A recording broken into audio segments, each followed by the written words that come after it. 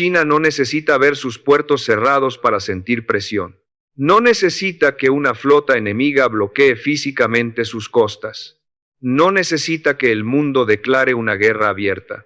A veces, el bloqueo más peligroso no es el que aparece con barcos frente a un puerto, es el bloqueo silencioso, el que se construye lentamente, con alianzas, con restricciones tecnológicas, con rutas vigiladas, con empresas que diversifican producción, con países que reducen riesgos, con bases militares que aparecen en puntos estratégicos, con semiconductores que dejan de llegar, con mercados que empiezan a dudar, y con mapas que cada vez se vuelven más incómodos para Pekín. Ese es el tipo de presión que China enfrenta hoy. No un bloqueo total, no una muralla visible, no una orden mundial diciendo nadie comercia con China. Eso sería casi imposible, porque China sigue siendo una pieza central de la economía global, pero sí existe algo más sutil. Una forma de limitar opciones. Una forma de hacer que China tenga que gastar más, esperar más, negociar más y calcular más antes de cada movimiento. Desde mi punto de vista, este es uno de los cambios más importantes del siglo XXI. La competencia entre grandes potencias ya no se decide solo con cañones, tanques o portaaviones. También se decide con chips, con puertos, con cables submarinos, con rutas marítimas, con permisos de exportación, con sanciones selectivas, con acceso a tecnología, con confianza empresarial y con la capacidad de hacer que el rival se mueva más lento sin disparar un solo misil.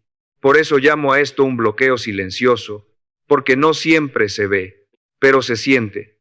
Se siente cuando una empresa extranjera abre una fábrica alternativa en Vietnam, India o México. Se siente cuando un país revisa sus cadenas de suministro para no depender demasiado de China. Se siente cuando una tecnología avanzada necesita aprobación antes de llegar a manos chinas. Se siente cuando las rutas del Indo-Pacífico se llenan de vigilancia.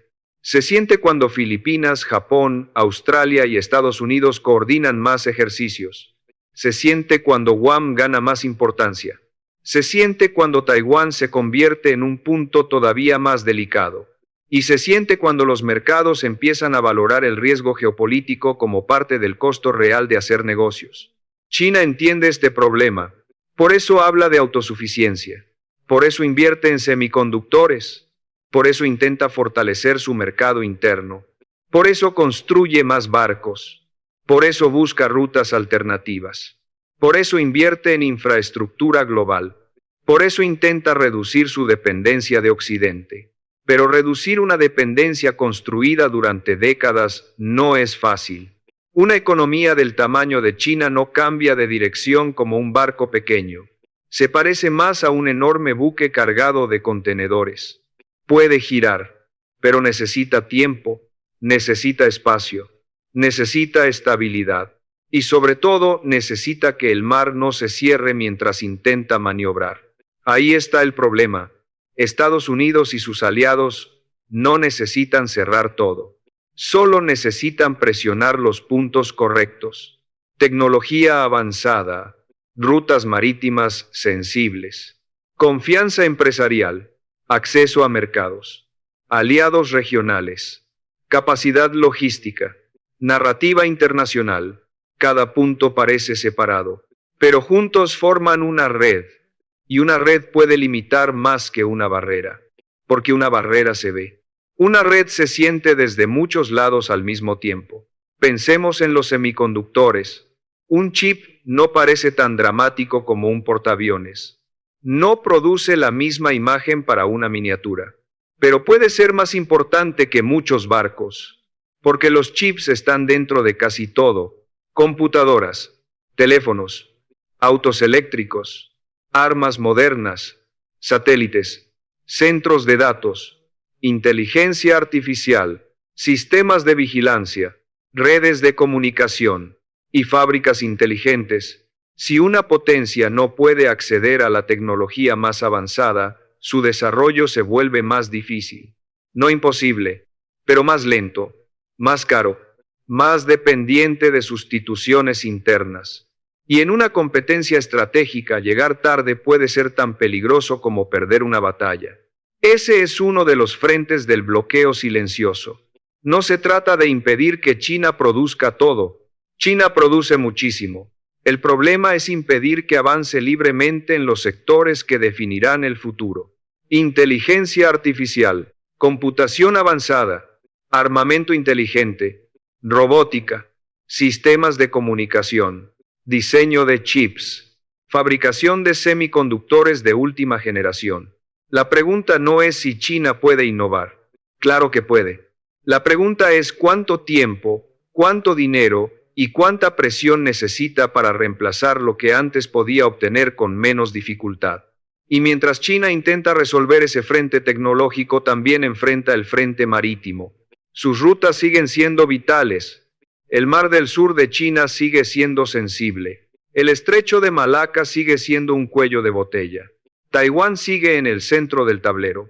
Filipinas se vuelve más importante. Japón se coordina más con Estados Unidos.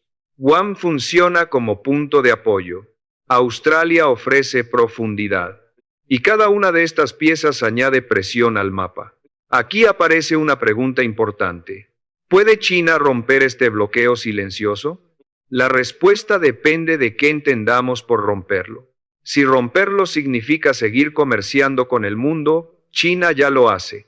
Si significa seguir siendo una potencia industrial, también lo hace. Si significa construir más barcos, más fábricas y más tecnología propia, lo está intentando. Pero si romperlo significa moverse sin límites, sin costos adicionales y sin que sus rivales puedan condicionar sus opciones, entonces la respuesta es mucho más difícil.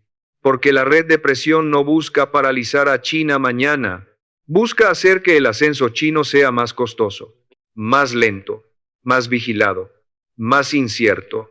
Y eso puede ser suficiente para cambiar el equilibrio con el tiempo. Mi opinión es que esta estrategia no busca una victoria rápida, busca una acumulación, un chip menos avanzado aquí, una empresa que se va allá, una ruta más vigilada en otro punto, un acuerdo militar nuevo, una base con más acceso, un mercado que duda, una inversión que se retrasa, un país que busca alternativas, una aseguradora que sube costos, una fábrica que abre fuera de China. Nada de eso parece decisivo por separado, pero junto durante años puede cambiar la dirección de una potencia. Así funcionan muchas guerras modernas. No siempre con explosiones, a veces con costos, con fricción, con retrasos, con desconfianza, con desgaste, con pequeñas grietas que se acumulan. China no está indefensa. Eso sería un error pensarlo. Tiene una capacidad industrial enorme, tiene un estado fuerte, tiene reservas, tiene empresas tecnológicas poderosas, tiene científicos, tiene infraestructura, tiene disciplina estratégica, tiene una población enorme, tiene un mercado interno gigantesco y tiene voluntad de competir durante décadas.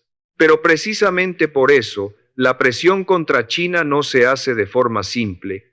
No basta con decir vamos a contenerla. Hay que construir una arquitectura. Y esa arquitectura ya empieza a verse. En Asia, con alianzas y bases. En tecnología, con controles y restricciones. En comercio, con diversificación. En energía, con preocupación por rutas. En finanzas, con vigilancia de riesgos. En diplomacia, con países que intentan equilibrar sin quedar atrapados. Este bloqueo silencioso no es perfecto, tiene límites. Muchos países no quieren elegir completamente entre Estados Unidos y China. Muchas empresas todavía necesitan el mercado chino. Muchos gobiernos quieren comerciar con Pekín sin romper con Washington. Y la economía global sigue profundamente conectada. Por eso no estamos viendo un corte total. Estamos viendo algo más complejo, una separación selectiva, una reducción de riesgos, una competencia por tecnologías clave, una disputa por rutas, una carrera por aliados, una lucha por confianza, Y una pregunta que cada vez más países se hacen: ¿cómo comerciar con China sin depender demasiado de China? Esa pregunta es peligrosa para Pekín, porque si se repite en demasiadas capitales, en demasiadas empresas y en demasiados sectores, deja de ser una pregunta, se convierte en tendencia, y una tendencia global puede modificar el futuro de una economía, no de un día para otro, pero sí con fuerza acumulada.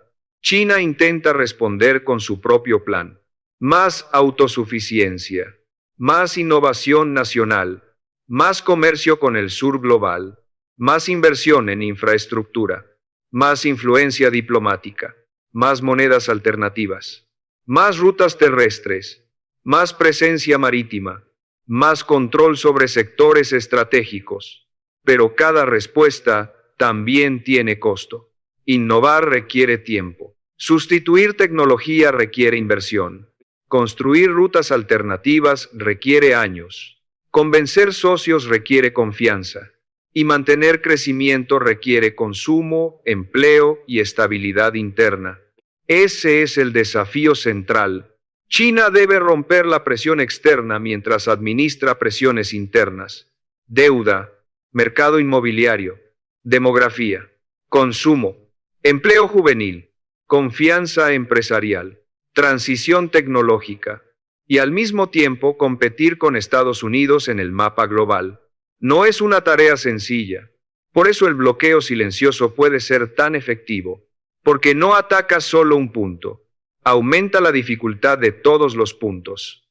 Hace más difícil conseguir tecnología, más difícil sostener confianza, más difícil proteger rutas, más difícil convencer vecinos, más difícil mantener velocidad, más difícil proyectar una imagen de potencia imparable. En este canal no solo miramos titulares, analizamos mapas, economía, rutas, tecnología y las consecuencias ocultas detrás de cada movimiento. Y cuando miramos este escenario, vemos algo claro.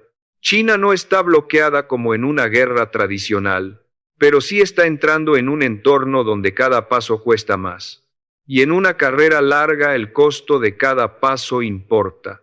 Una potencia puede resistir presión, puede adaptarse, puede encontrar caminos nuevos.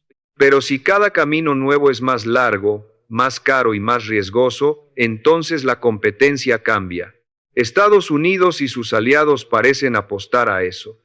No a detener a China de golpe, sino a impedir que avance con la misma facilidad. No a cerrar el mundo, sino a cerrar algunas puertas clave. No a romper toda la economía china, sino a obligarla a cargar más peso mientras corre. Esa imagen explica el momento actual. China sigue corriendo, pero la pista se vuelve más difícil, más estrecha, más vigilada, más cara. Y la pregunta es cuánto tiempo puede mantener la velocidad. La pregunta final es inevitable. ¿Podrá China romper este bloqueo silencioso y mantener su ascenso, o esta red de presión hará que su poder avance cada vez más lento? Déjalo en los comentarios.